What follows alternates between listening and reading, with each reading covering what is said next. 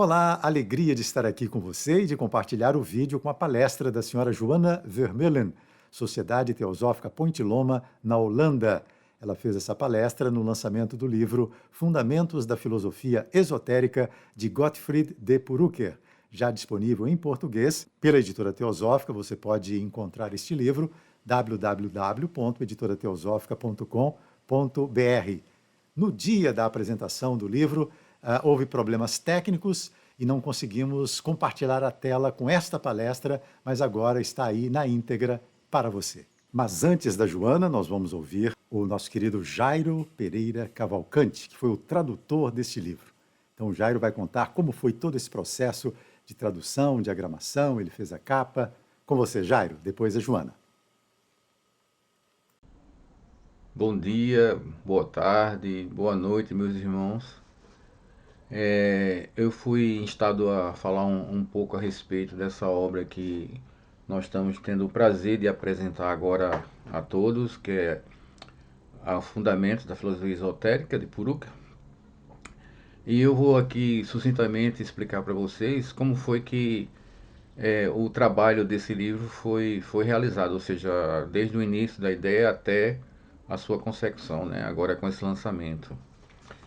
Então, a gente começou, da minha parte, eu não fui originalmente parte do projeto, né? O projeto começou através da iniciativa da Blavatsky House, através do Barent, né?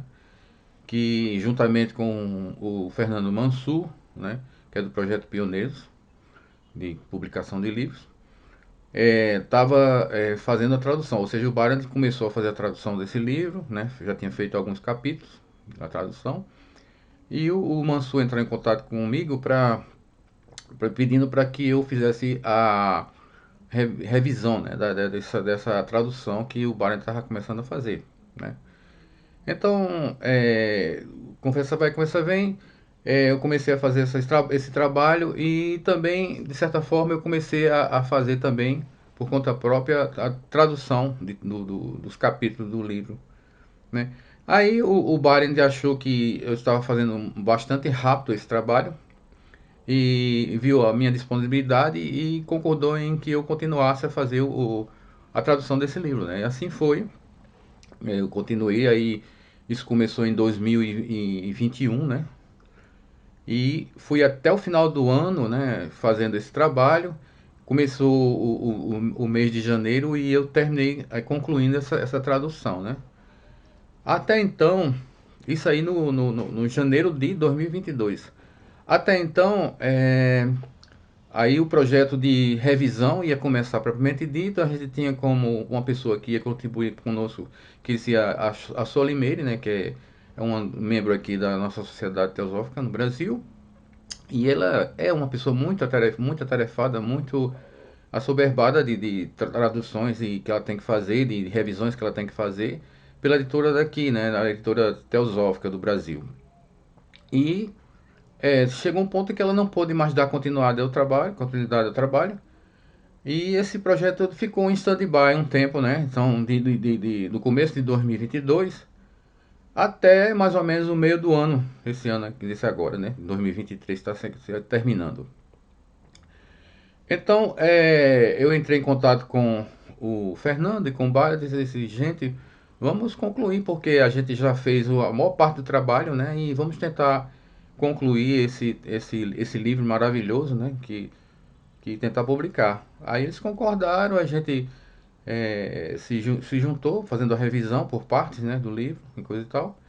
E então a gente terminou esse trabalho e agora está publicando, né? Está sendo publicado. Um fator interessante em relação a esse livro é que isso foi até uma ideia minha de fazer a questão do amarrar as páginas, né, da tradução em inglês pela tradução portuguesa, ou seja, fazer a mesma numeração das páginas, né?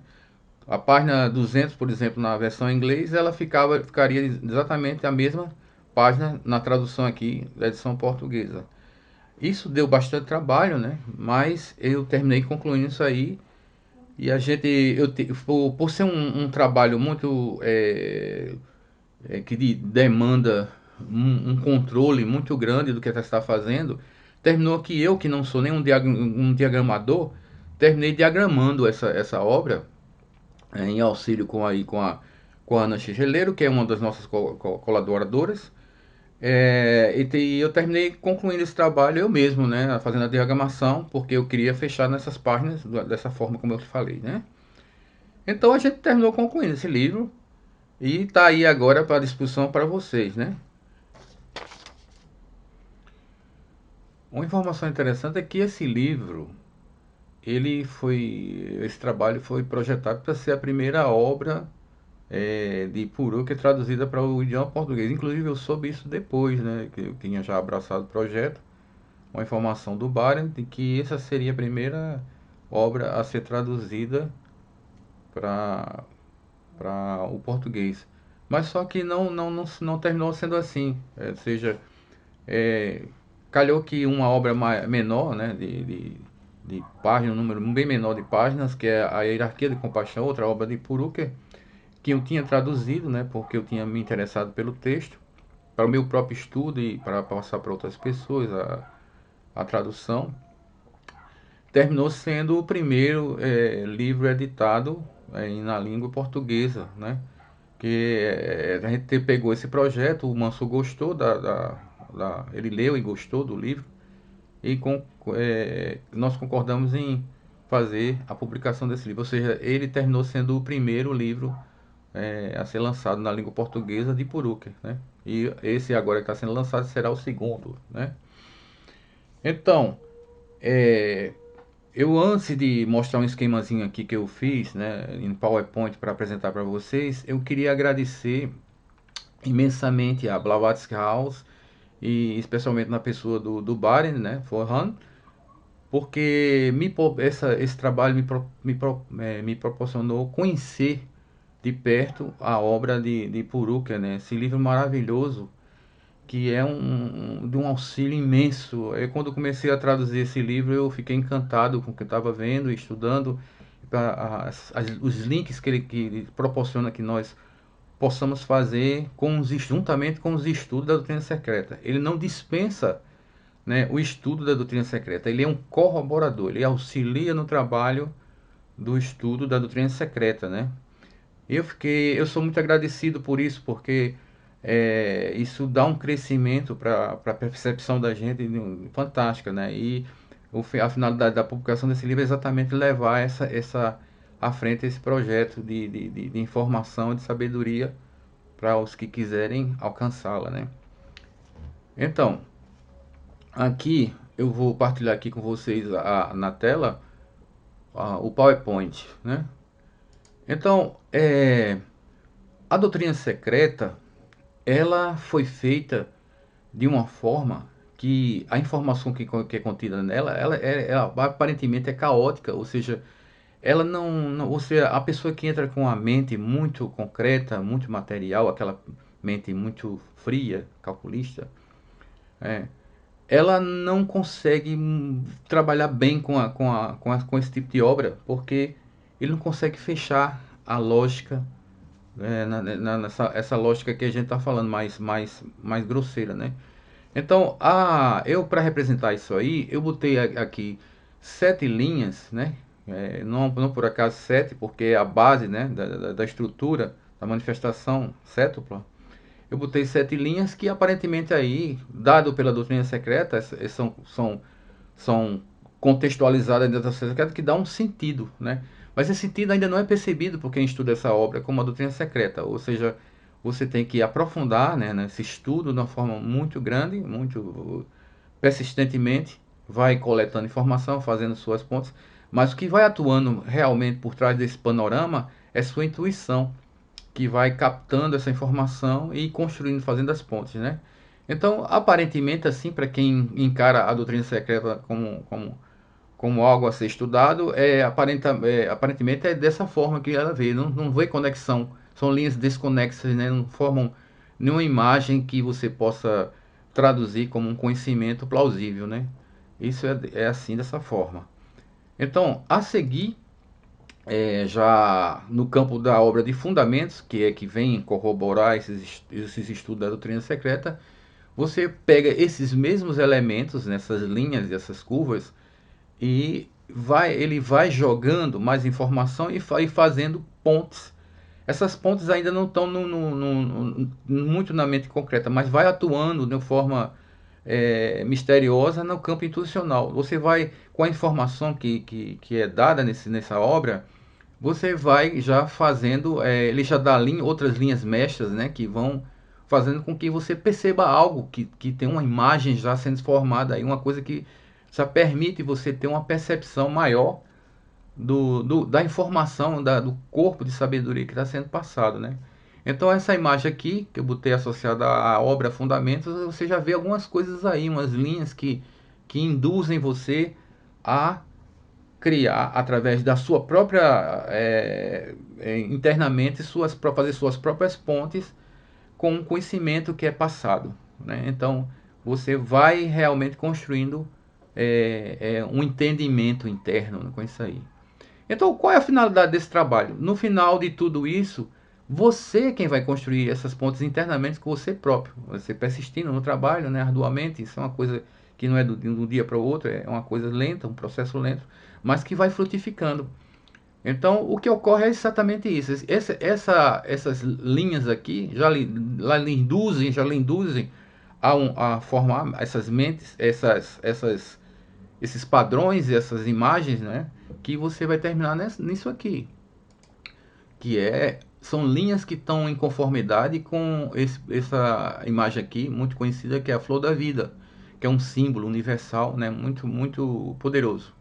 Ou seja, essa é uma analogia que eu construí para fazer exatamente uma correlação do que é que eu considero como de importante que essa obra faz exatamente em quem se aproxima dela. É dessa forma, né?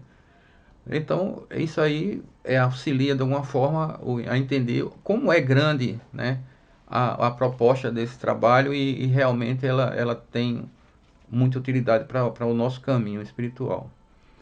Bom, era isso que eu queria passar, né? E a seguir vocês vão ver aí um vídeo que foi feito pela Johanna, né? Eu traduzi, eu botei a legenda, né? Foi feita a tradução e eu botei a legenda nesse vídeo para que as pessoas que não compreendem o inglês possam acompanhar. E em seguida vamos ter o nosso querido Barend, que vai também fazer a sua exposição, adentrar mais nos conceitos trabalhados dentro dessa obra, né?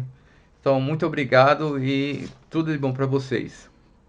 Friends, it is a real joy to be part of the presentation of the Portuguese translation of Gottfried de Purrucker's wonderful book Fundamentals of the Esoteric Philosophy.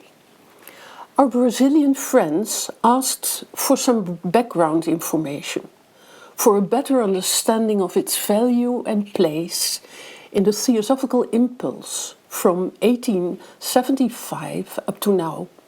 And I like to start with two thoughts.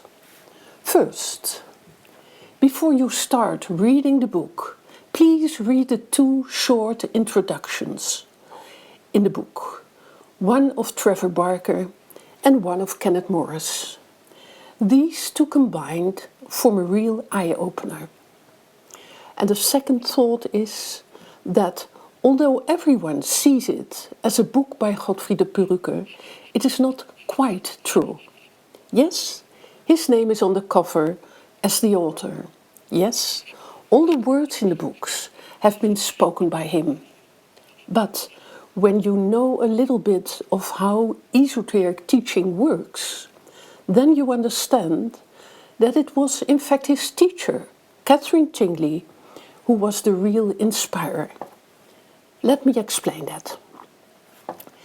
In 1924, the year that the studies in the secret doctrine started, that eventually were published as the Fundamentals, Catherine Tingley was the leader of the Theosophical Society with its headquarters in Point Loma, California.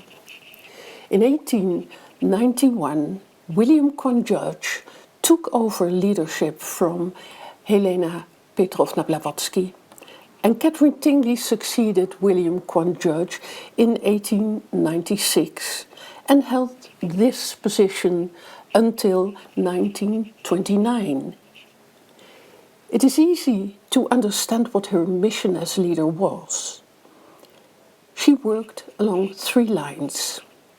First, she trained and inspired students of theosophy, especially members, to live theosophy. She trained the members to build, to ennoble their character.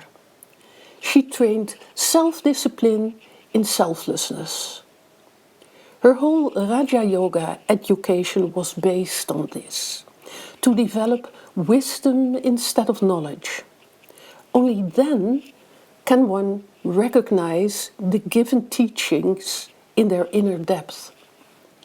For it is the task of members, now and in the future, to pass on the original teachings of HPB and the Masters intact, unvarnished. The spiritual impulse of 1875, initiated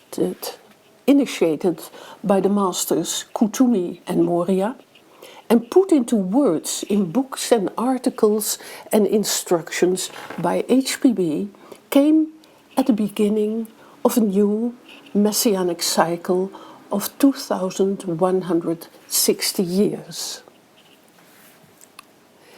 Meaning that these teachings given from 1875 should remain intact for over 2000 years, accessible to all. And her second line of working was, she trained her successor, Godfried de Purucker, in teaching, in explaining these teachings in such an inspiring way that the heart of the listener awakens, so that its deeper meaning can be understood. And her third line of activity was, she had the task to put the secret doctrine back in the center of attention among seekers of truth. From 1896 to 1924, which means 4 times 7 is 28 years, she dedicated all her time and energy, supported by her well-trained team in Port Loma, to give a firmer foundation to the original teachings as given from 1875 to 1891 by HPB. Was this necessary? Yes, indeed. Over the years, these original teachings had fallen into the background worldwide, sometimes ignored altogether. An example, in some theosophical organizations at that time, people were encouraged to study other writers, such as Krishnamurti, for example, instead of HPB's Isis Unveiled and the Secret Doctrine. In late 1923, Catherine Tingley made a call to begin a study of the Secret Doctrine, to introduce Godfried de Purucker's deep knowledge of the Secret Doctrine to her members. She started a series of studies which lasted 4 years, from January 4, 1924 to 1927. She made that call to members at the headquarters in Port Loma, but especially to the members of her esoteric school, the Lodge of Light.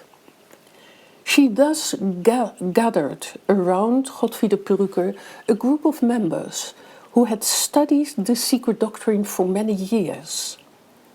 She used the Eastern method of study that one also finds with Plato, starting from the universal ideas and then going further and further into details, cycle after cycle, lesson after lesson.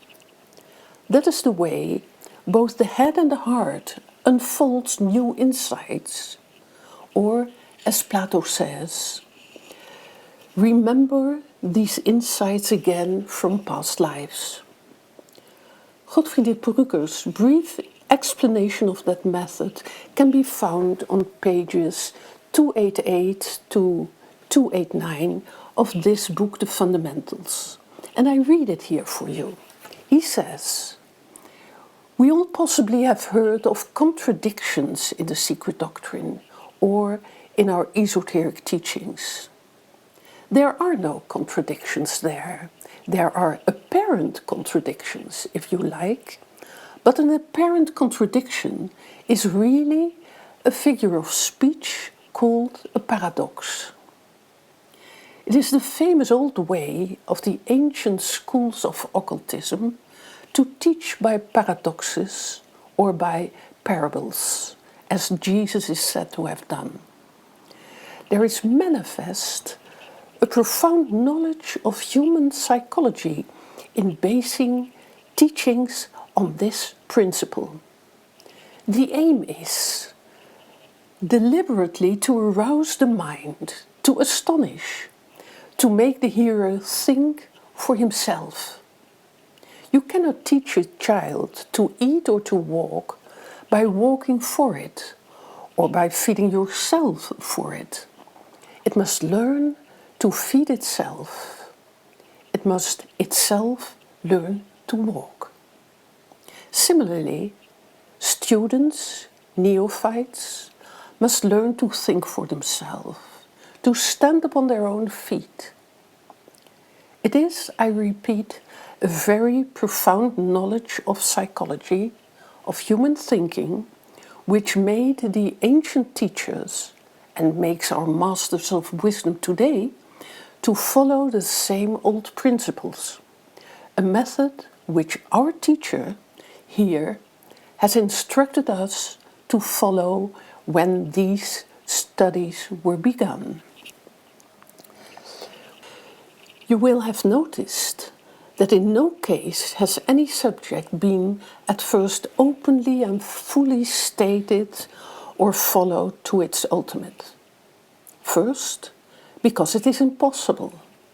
Second, because it was obviously necessary to say some certain things first, trying to arouse attention, trying to arouse honest objections, not merely criticism, but honest objections in your own mind, which you yourself must solve. And later on, aspects of the subject were brought out, and other sides of the teachings were given. Some of you know this fact, of course, but I am speaking more particularly of our younger and newer members. This method is a system of teaching diametrically opposite to that pursued in the Western world since the downfall of the Mediterranean civilizations.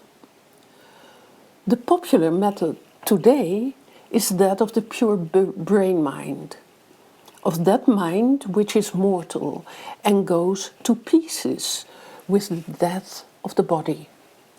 Its forte is the mere memorizing of times, places, names, dates, etc. In short, everything that can be memorized from books or daily occurrences and stuffed into the brain. And this mind dies. That is one reason why we do not remember our past incarnations, because our minds were puny and dealt with little and evanescent things. But, comrades, the memory of our past incarnations nevertheless inheres and remains in our higher nature. For this nature deals only with principles and generals.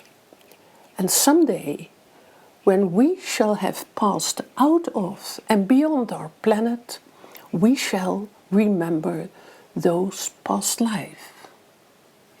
That is what Godfried de Perücker told his students. The first two meetings of January 4 and January 12, 1924, are not the original in the original 1932 edition of the book, but in your Portuguese translation you find the text of these meetings just before chapter 1.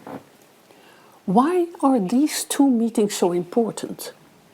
Because GDP, accompanied by Catherine Tingley, covers the most universal ideas of theosophy, the three fundamental propositions of the secret doctrine. Therefore, please read this edition first before starting chapter 1. Each of the chapters of the book is the elaboration of the stenographic records of one session each. So, after the three fundamental propositions, Godfried de Perucker explains in the first 15 chapters, that is, the records of the first 15 sessions, the 7 jewels of wisdom, the 7 main teachings of Theosophia. He treats them one by one, but not as totally separate laws, but integrated in one larger vision of the three fundamental propositions. The 7-color rainbow, derived from 3 primary colors, derived from one white light. And in the next 30 sessions, chapter 16 to 45, he goes somewhat deeper, cycle by cycle, into the details of all 7 jewels or main teachings in their combination. He combines them into a greater understanding.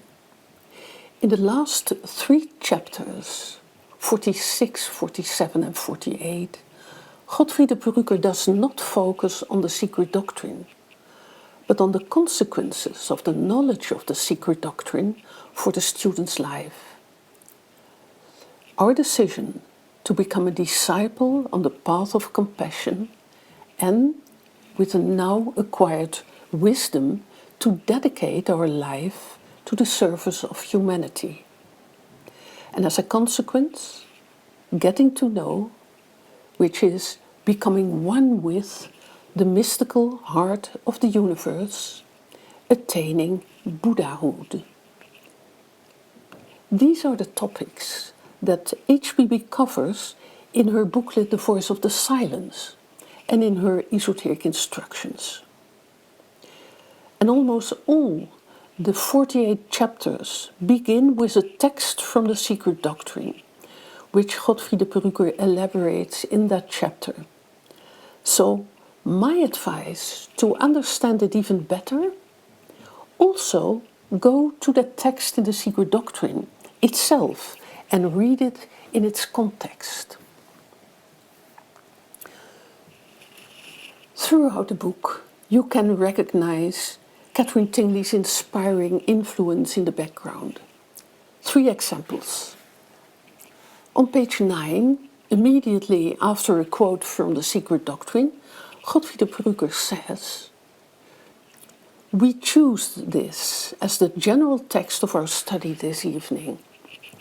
Following the teacher's instructions as we understand them, it seems not only appropriate but necessary to open our study of the more secret matters of which the secret doctrine treats by asking in what manner or by what method do we obtain an understanding and a realization of these doctrines." And on pages 37 to 38 he says, "These meetings, as our present teacher has told us so often, are not for the purposes of intellectual study only, nor to amuse ourselves with abstruse and mystic knowledge, but mainly, firstly, principally, for the purpose of gaining a right foundation for right views, which shall govern human conduct. When we have this foundation, we have the beginning of all laws. We can affect the world, not only by our own views and by our own acts, but by those of other members who will come in and swell our number. And further, we shall be able in time to affect for good even the governments of the world, not directly and immediately perhaps, but at least indirectly, and of course, and in the course of time. All the horrible things that perplex and confuse and distress mankind today arise wholly, almost, out of a lack of right views and hence a lack of right conduct. We state here at once that the core, the heart, the center of the ancient mysteries was the abstruse problems dealing with death.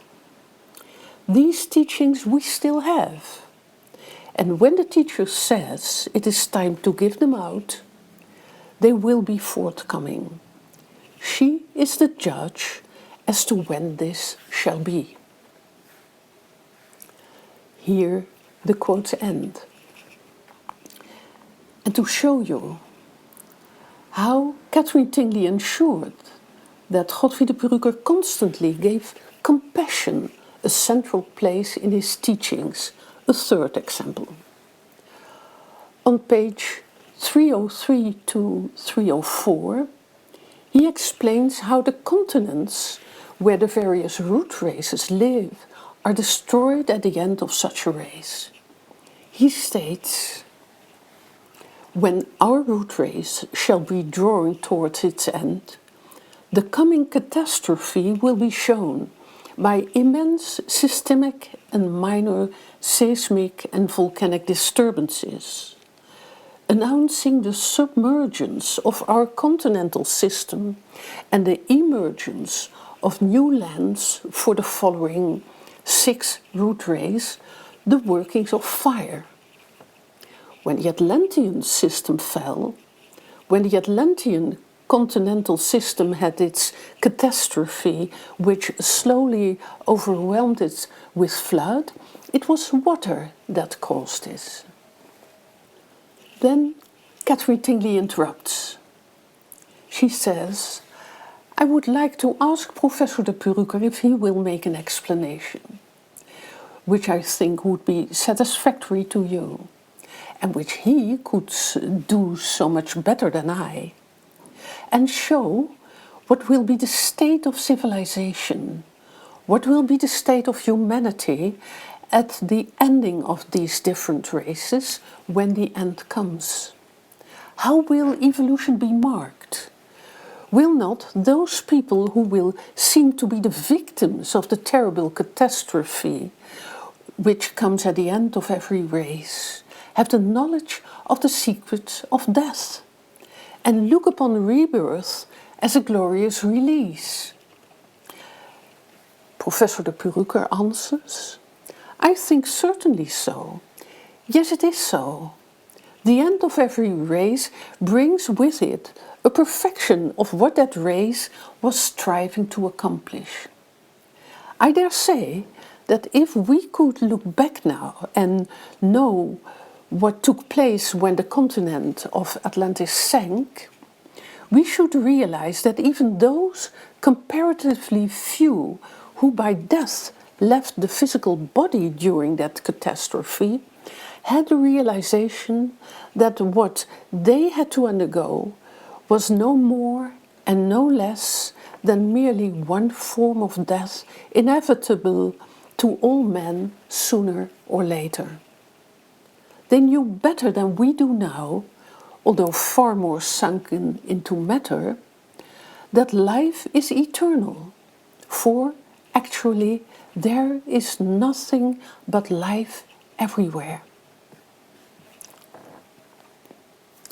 Friends, you see, 48 chapters, 48 study sessions spread over 4 years, all recorded stenographically with the intention of publishing, to enable later generations of theosophy, you and me, to more easily understand the groundbreaking spiritual ideas in the secret doctrine. And it works.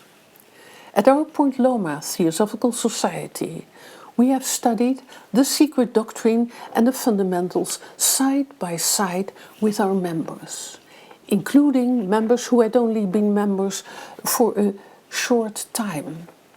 And their response has always been, now I understand so much better what HPB means in the secret doctrine and what I can do with it in my life.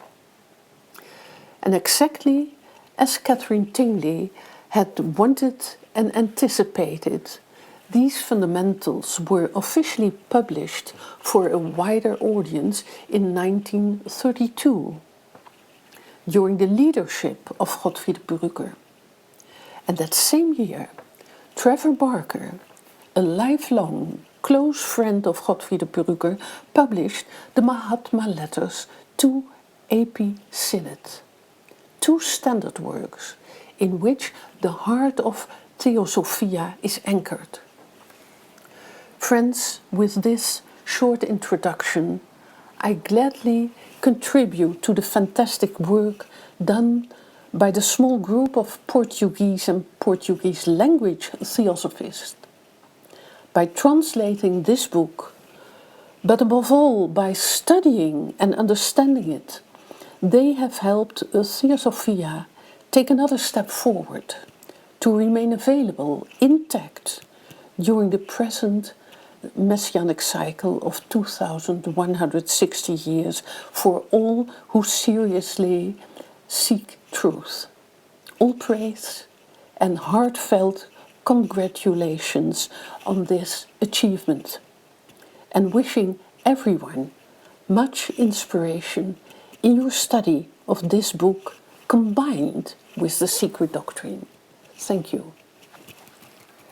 Porque na vida a gente quer se conhecer, cá entre